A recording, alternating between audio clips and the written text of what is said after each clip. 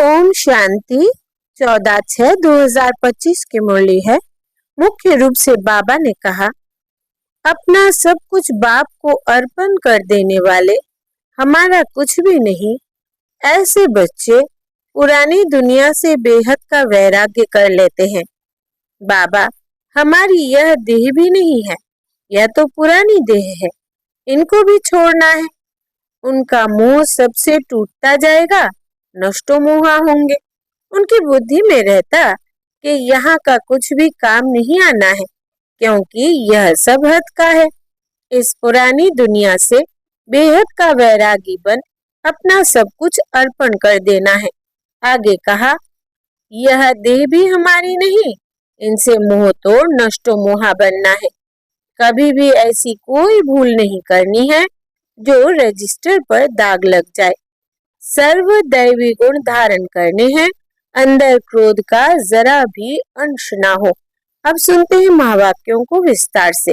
बाबा ने कहा, मीठे बच्चे, तुम्हें अब ज्ञान का तीसरा नेत्र मिला है, इसलिए अब तुम्हारी आंख किसी में भी डूबनी नहीं चाहिए। प्रश्न है, जिन्हें पुरानी दुनिया से बेहद का वैराग्य होगा, उनकी निशानी क्या होगी? उत्तर, वो अपना सब कुछ बाप को अर्पण कर देंगे, हमारा कुछ भी नहीं। बाबा, हमारी यह देह भी नहीं है, यह तो पुरानी देह है, इनको भी छोड़ना है। उनका मोह सबसे टूटता जाएगा, नष्टो मोहा होंगे। उनकी बुद्धि में रहता कि यहाँ का कुछ भी काम नहीं आना है, क्योंकि यह सब हद का है। ओम शांति। बाप बच्चों को ब्रह्मांड और सृष्टि चक्र के आदि मध्य अंत का ज्ञान सुना रहे हैं, जो और कोई भी सुना नहीं सकते। एक गीता ही है जिसमें राजयोग का वर्णन है। भगवान आकर नर से नारायण बनाते हैं। यह सिवाय गीता के और कोई शास्त्रों में नहीं है। यह भी बाप ने बतलाया है। कहते हैं, मैंने तुमको राजयोग सिखाया था, यह समझाया था कि यह ज्ञान कोई परंपरा नहीं चलता है। बाप आकर एक धर्म की स्थापना करते हैं, बाकी और सब धर्म विनाश हो जाते हैं। कोई भी शास्त्र आदि परंपरा नहीं चलते, और जो धर्म स्थापन करने आते हैं उस समय कोई विनाश नहीं होता है, जो सब खलास हो जाए। भक्ति मार्ग के शास्त्र पढ़ते ही आते हैं।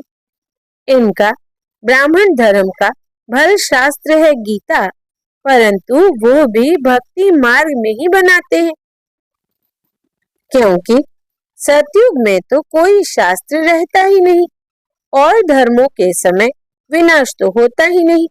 पुरानी दुनिया खत्म होती नहीं, जो फिर नहीं हो वही चलती आती है। अभी तुम बच्चे समझते हो यह पुरानी दुनिया खत्म होनी है। हमको बाप पढ़ा रहे हैं। गायन भी एक गीता का ही है। गीता जयंती भी मनाते हैं। वेद जयंती तो है नहीं। भगवान एक है तो एक की ही जयंती मनानी चाहिए। बाकी है रचना, उनसे कुछ मिल नहीं सकता। वर्षा बाप से ही मिलता है, चाचा काका आदि से कोई वर्षा नहीं मिलता। अभी यह है तुम्हारा बेहद का बाप, बेहद का ज्ञान देने वाला। यह कोई शास्त्र नहीं सुनाते हैं, कहते हैं यह सब भक्ति मार्ग के हैं। इन सब का सार तुमको समझाता हूँ। शास्त्र कोई पढ़ाई नहीं, पढ़ाई से तो पद प्राप्त होता है। यह पढ़ाई बाप पढ़ा रहे हैं बच्चों को। भगवान उवाच बच्चों प्रति, फिर 5000 वर्ष बाद भी ऐसे ही होगा। बच्चे जानते हैं हम बाप से रचता और रचना के आदि मध्य अंत को जान गए हैं। यह कोई और तो समझा न सके सिवाय बाप के। इस मुख कमल से सुनाते हैं।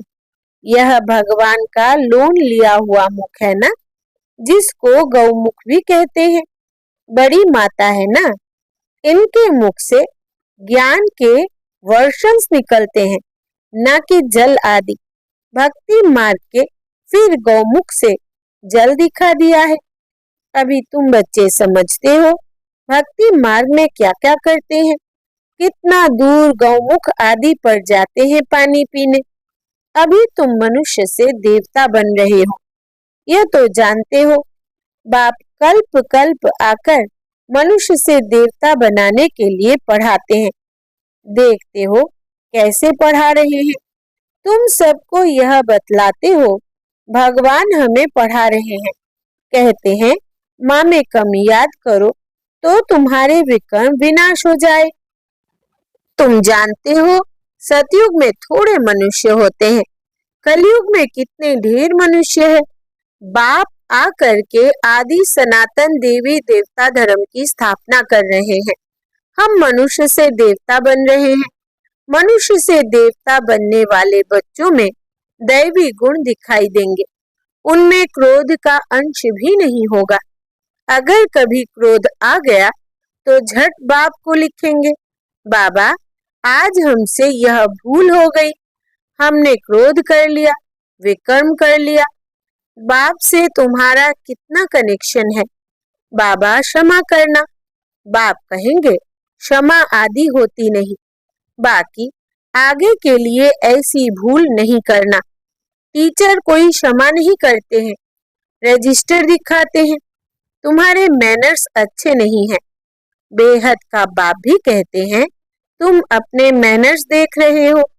रोज अपना पोता मेल देखो, किसको दुख तो नहीं दिया, किसको तंग तो नहीं किया। दैवी गुण धारण करने में टाइम तो लगता है ना। देह अभिमान बड़ा ही मुश्किल से टूटता है। जब अपने को देही समझे तब बाप में भी लव जाए, नहीं तो देह के कर्म बंधन में ही बुद्धि लटकी रहती है।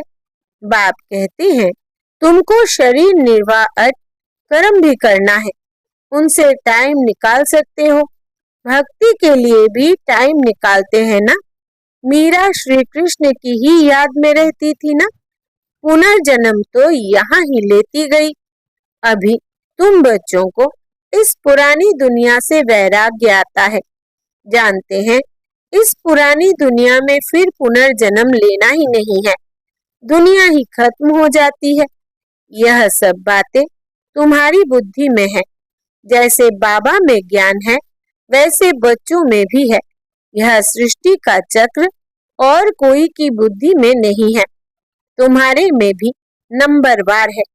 जिनकी बुद्धि में यह रहता है ऊंच ते ऊंच पतित पावन बाप है, वो हमको पढ़ाते हैं। यह भी तुम ही जानते हो। तुम्हारी बुद्धि में सारा 84 का चक्र है, स्मृति रहती है। अभी इस नरक में यह अंतिम जन्म है। इनको कहा जाता है रौरव नरक।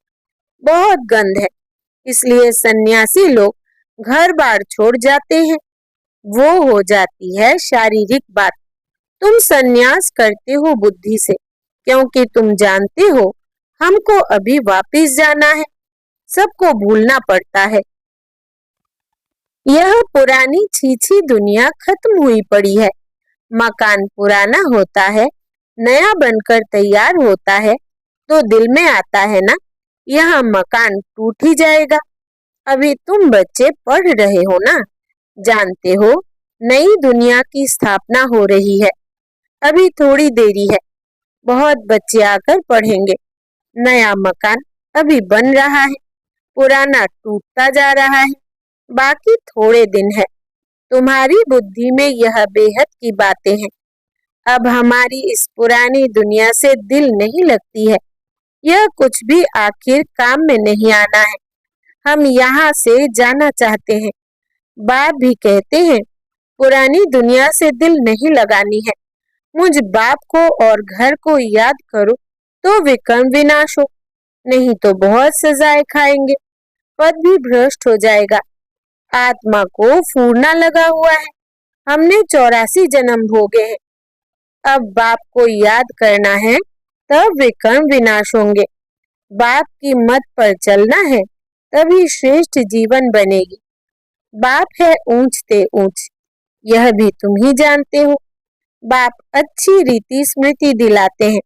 वो बेहद का बाप ही ज्ञान का सागर है, वही आकर पढ़ाते हैं। बाप कहते हैं यह पढ़ाई भी पढ़ो, शरीर निर्वाह अर्थ भी सब कुछ करो, परंतु ट्रस्टी होकर रहो। जिन बच्चों को पुरानी दुनिया से बेहद का वैराग्य होगा, वो अपना सब कुछ बाप को अर्पण कर देंगे। हमारा कुछ भी नहीं बाबा, हमारी यह देह भी नहीं है, यह तो पुरानी देह है, इनको भी छोड़ना है। सबसे मोह टूटता जाता है, नष्टो मोहा हो जाना है। यह है बेहद का वैराग्य। वो हद का वैराग्य होता है, बुद्धि में है। हम स्वर्ग में जाकर अपने महल बनाएंगे, यहाँ का कुछ भी काम नहीं आएगा, क्योंकि यह सब हद का है। तुम अभी हद से निकल बेहद में जाते हो। तुम्हारी बुद्धि में यह बेहद का ज्ञान ही रहना चाहिए। अभी और कोई में भी आंख नहीं डूबती है। अब तो अपने घर जाना है। कल्प कल्प बाप आकर हमको पढ़ाए, फिर साथ ले जाते हैं। तुम्हारे लिए यह कोई नई पढ़ाई नहीं है। तुम जानते हो, कल्प कल्प हम पढ़ते हैं। तुम्हारे में भी नंबरवार है। सारी दुनिया में कितने ढेर मनुष्य है, परंतु तुम थोड़े ही जानते हो। आहिस्ते आहिस्ते यह ब्राह्मणों का झाड़ वृद्धि को पाता रहता है। ड्रामा प्लान अनुसार स्थापना होती ही है। बच्चे जानते हैं, हमारी रूहानी गवर्नमेंट है। हम दिव्य दृष्टि से नई दुनिया को देखते हैं, वहां ही जाना है।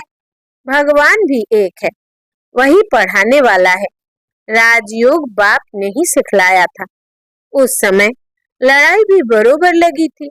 अनेक धर्मों का विनाश, एक धर्म की स्थापना हुई थी। तुम भी वही हो। कल्प कल्प तुम ही पढ़ते आए हो, वर्षा लेते आए हो। पुरुषार्थ हर एक को अपना करना है। यह है बेहद की पढ़ाई। यह शिक्षा कोई मनुष्य मात्र दे न सके। बाप ने श्याम और सुंदर का भी राज समझाया है। तुम भी समझते हो, अभी हम सुंदर बन रहे हैं, पहले श्याम थे। श्री कृष्ण कोई अकेला थोड़ी था, सारी राजधानी थी ना। अभी तुम समझते हो, हम नरकवासी से स्वर्गवासी बन रहे हैं। अभी तुमको इस नरक से नफरत आती है। तुम्हें भी पुरुषोत्तम संगम युग पर आ गए हो। इतने ढेर आते हैं, इनसे निकलेंगे फिर भी वही जो कल्प पहले निकले होंगे। संगम युग को भी अच्छी रीति याद करना है। हम पुरुषोत्तम अर्थात मनुष्य से देवता बन रहे हैं। मनुष्य तो यह भी नहीं समझते कि नरक क्या है और स्वर्ग क्या है। कहते हैं सब कुछ यहाँ ही है। जो सुखी है वो स्वर्ग में है, जो दुखी है वो नरक में है। अनेक मत है ना, एक घर में भी अनेक मतें हो जाती है। बच्चों आदि में मोह की रग है, वो टूटती नहीं। मोहवश कुछ समझते थोड़ी है कि हम कैसे रहते हैं। पूछते हैं बच्चे की शादी कराएं, परंतु बच्चों को यह भी लॉ अर्थात नियम समझाया जाता है कि तुम स्वर्गवासी होने के लिए एक तरफ नॉलेज ले रहे हो, दूसरे तरफ पूछते हो इनको नरक में डाले। पूछते हो तो बाबा कहेंगे जाकर करो। बाबा से पूछते हैं तो बाबा समझते हैं इनका मोह है। अब ना करेंगे तो भी अवज्ञा कर देंगे। बच्ची की तो करानी ही है, नहीं तो संग दोष में खराब हो जाती है। बच्चों को नहीं करा सकते, परंतु हिम्मत चाहिए ना। बाबा ने इनसे एक्ट कराया ना, इनको देखकर फिर और करने लग पड़े। घर में भी बहुत झगड़े लग पड़ते हैं। यह है ये झगड़ों की दुनिया, कांटों का जंगल है ना। एक दो को काटते रहते हैं। स्वर्ग को कहा जाता है गार्डन, यह है जंगल। बाप आकर कांटों से फूल बनाते हैं, कोई विरले निकलते हैं। प्रदर्शनी में भल हाँ हाँ करते हैं, परंतु समझते कुछ भी नहीं। एक कान से सुनते हैं और दूसरे कान से निकाल देते हैं। राजधानी स्थापन करने में टाइम तो लगता है ना। मनुष्य अपने को कांटा समझते थोड़ी है। इस समय सूरत मनुष्यों की भल है, परंतु सीरत बंदर से भी बदतर है। परंतु अपने को ऐसा समझते नहीं है, तो बाप कहते हैं अपनी रचना को समझाना है। अगर नहीं समझते हैं तो फिर भगा देना चाहिए, परंतु वो ताकत चाहिए ना। मोह का कीड़ा ऐसा लगा रहता है जो निकल ना सके। यहाँ तो नष्टो मोहा बनना है, मेरा तो एक दूसरा ना कोई। अब बाप आया है लेने के लिए, पावन बनना है, नहीं तो बहुत सजा खाएंगे, पद भी भ्रष्ट हो जाएगा। अब अपने को सतो प्रधान बनाने का ही फूरना लगा हुआ है। शिव के मंदिर में जाकर तुम समझा सकते हो, भगवान ने भारत को स्वर्ग का मालिक बनाया था, अब वो फिर से बना रहे हैं। कहते हैं सिर्फ माँ में कम याद करो। अच्छा, मीठे मीठे सिकिलदे बच्चों प्रति मात पिता बाप दादा का याद प्यार और गुड मॉर्निंग। रूहानी बाप की रूहानी बच्चों को नमस्ते।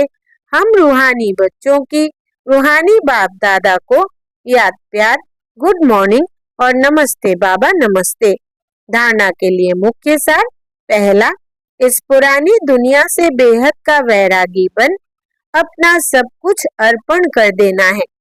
हमारा कुछ भी नहीं, यह देह भी हमारी नहीं, इनसे मोह तोड़ नष्टो मोहा बनना है। दूसरा, कभी भी ऐसी कोई भूल नहीं करनी है जो रजिस्टर पर दाग लग जाए। सर्वदैवी गुण धारण करने हैं, अंदर क्रोध का जरा भी अंश ना हो।